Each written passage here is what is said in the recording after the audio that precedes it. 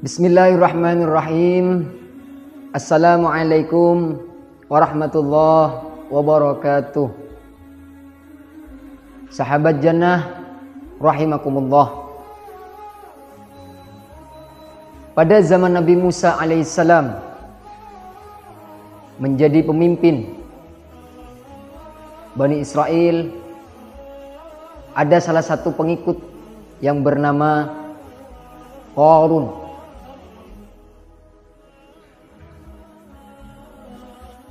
Awalnya Qarun adalah salah seorang pengikut Nabi Musa alaihissalam yang sangat taat beribadah. Karena sangat sibuk beribadah, Qarun tidak begitu peduli dengan masalah duniawi.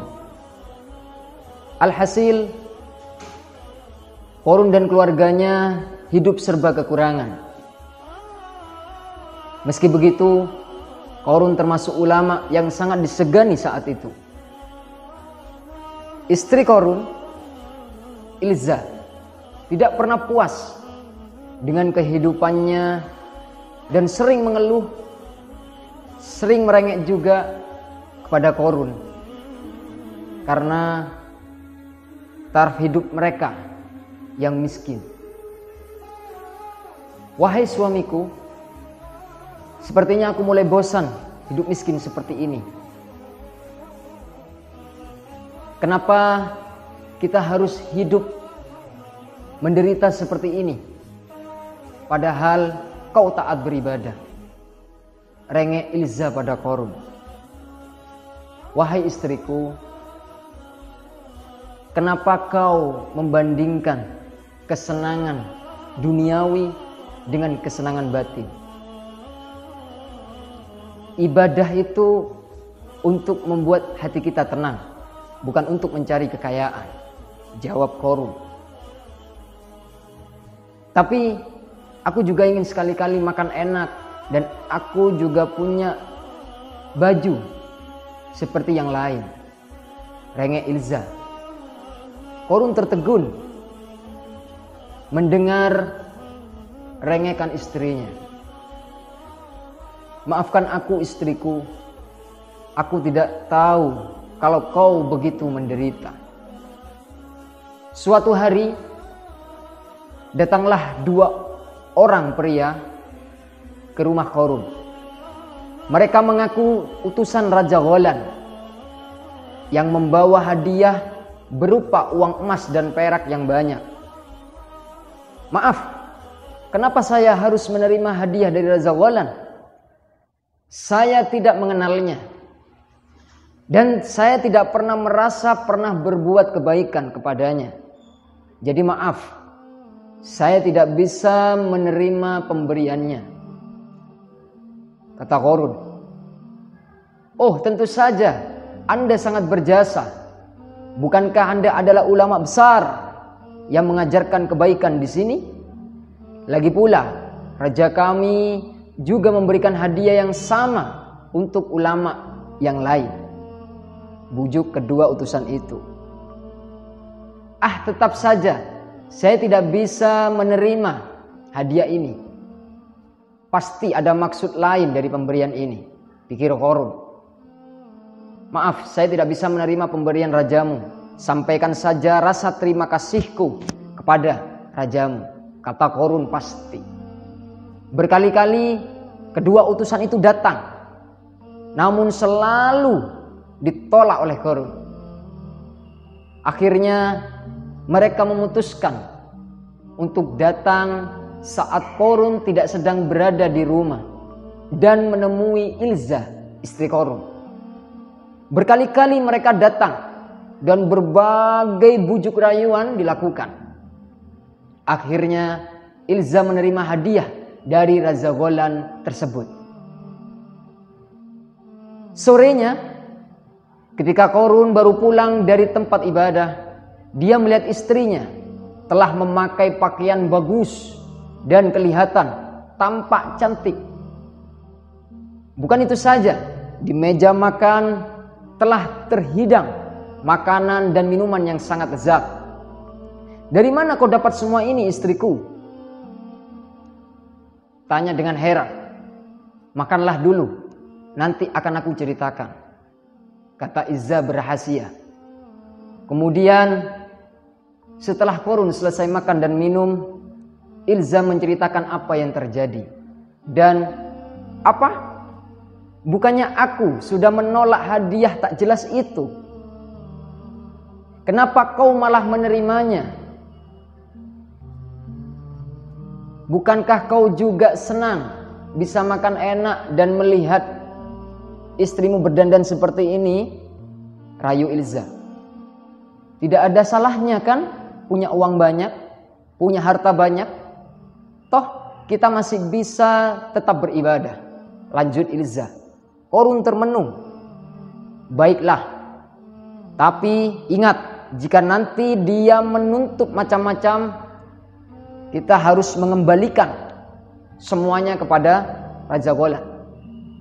Karena terbiasa hidup enak, ibadah Qarun makin lama makin berkurang, makin malas. Apalagi Izza selalu melarangnya jika Qarun berniat untuk mengunjungi Nabi Musa.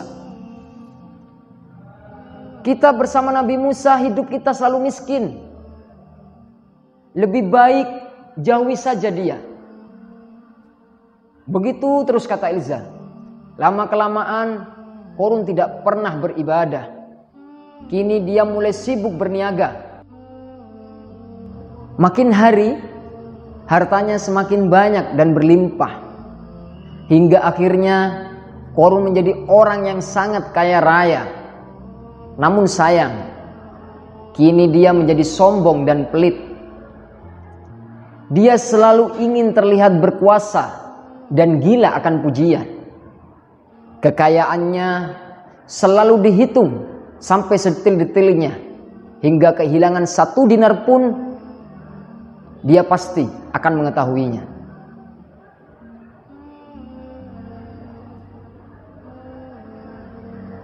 Kemudian seorang sahabat lama Qarun mengingatkan untuk Qarun membayar zakat atas hartanya yang telah berlimpah. Terpaksa Qarun mendatangi Nabi Musa untuk menanyakan berapa banyak zakat yang harus dibayarnya. Setiap 1000 dinar zakatnya 1 dinar. 1000 kambing zakatnya 1 kambing. 1000 gram emas zakatnya 1 gram emas. Begitu dan seterusnya. Jelas Nabi Musa dan tegas. Qarun mulai menghitung. Ternyata jumlahnya lumayan besar. Rasa kikirnya mulai muncul. Dia sudah susah payah mencari kekayaan. Kenapa harus dibuang percuma? Maka dia berprasangka buruk terhadap Nabi Musa. Menurutnya peraturan zakat itu hanyalah untuk kesejahteraan Nabi Musa sendiri ataupun tipu muslihat Nabi Musa. Qarun memang keterlaluan. Bukan saja dia tidak mau membayar zakat, tetapi dia juga menghasut saudagar-saudagar lainnya supaya tidak membayar. Bahkan dia merencanakan untuk mencelakakan Nabi Musa. Dia membayar seorang wanita penghibur untuk mengaku pernah berbuat tidak baik dengan Nabi Musa. Suatu siang saat Nabi Musa sedang berdakwah, Qarun sengaja bertanya, apa hukumannya jika pria dan wanita yang bukan muhrim ataupun suami istri tapi melakukan zina? Hukumannya adalah dirajam. Jawab Nabi Musa tegas. Apakah itu juga berlaku bagimu wahai Nabi? Tanya Qarun dengan lantang. Tentu, hukumannya juga dirajam. Kalau begitu kami harus merajammu, wahai Nabi. Bukankah kau telah berzina dengan seorang wanita sedangkan dia bukan istrimu? Na'udzubillah min zalik. Aku tidak pernah berbuat sehina itu. Celakalah orang yang menuduh tanpa bukti, kata Nabi Musa. Tentu saja aku punya bukti, jawab Qarun dengan tenang. Lalu dipanggillah si wanita penghibur itu. Tapi si wanita ketika telah berhadapan dengan Nabi Musa, nyalinya menjadi ciut. sehingga dia malah membeberkan kejadian yang sebenarnya. Mendengar hal itu, Nabi Musa menjadi marah.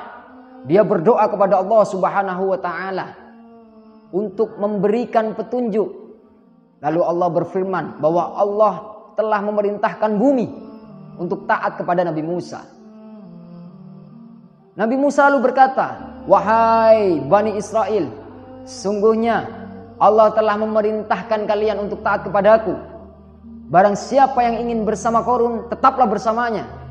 Dan barang siapa yang ingin bersamaku, jauhilah Qarun." Semua orang menjauhi, hanya tertinggal 2 orang. Lalu Nabi Musa berkata pada bumi, "Wahai bumi, telanlah Qarun dan pengikutnya." Tiba-tiba bumi di mana Qarun dan pengikutnya berpijak, di sanalah bumi bergetar, kemudian membelah dan mulai menelan mereka sia-sia. Dan Qarun sia-sia berteriak meminta ampun. Dosanya sudah tidak terampuni. Maka dia dan pengikutnya hilang ditelan bumi. Tetapi setelah peristiwa itu, orang-orang mulai berprasangka buruk bahwa Nabi Musa sengaja menghukum Qarun supaya Nabi Musa bisa menguasai hartanya. Maka sekali lagi Nabi Musa meminta bumi untuk menenggelamkan harta Qarun semuanya, supaya terhindar dari yang namanya fitnah. Allah mengabulkan doa Nabi Musa dengan menciptakan gempa bumi yang sungguh dahsyat, sehingga semua harta Qarun terkubur di dalam bumi. Itulah asal muasal kenapa kita menyebut harta yang terpendam itu dengan sebutan harta karun. Dari kisah ini dapat kita ambil hikmahnya bahwa segala hasil akibat usahanya sendiri dengan melupakan kodrat Tuhan sebagai dan menjadi sebuah wujud kearoganan atau kesombongan manusia. Banyak orang menyangka bahwa dengan harta dan tahta seolah dia akan hidup selamanya. Ingatlah sahabat, segala yang diberikan Allah kepada kita hanyalah titipan semata dan akan dipertanggungjawabkan kelak. Maka dari itu, marilah apapun dan berapapun yang kita punya, minimal dikeluarkan 2,5% ataupun mengikuti ketentuan-ketentuan zakat sesuai syariat Islam kepada mereka-mereka yang membutuhkan. Mari berbagi senyuman, berbagi kebaikan, dan berbagi kebahagiaan. Sekali hidup, jadilah yang berarti. Khairun nas anfa'ahum linnas.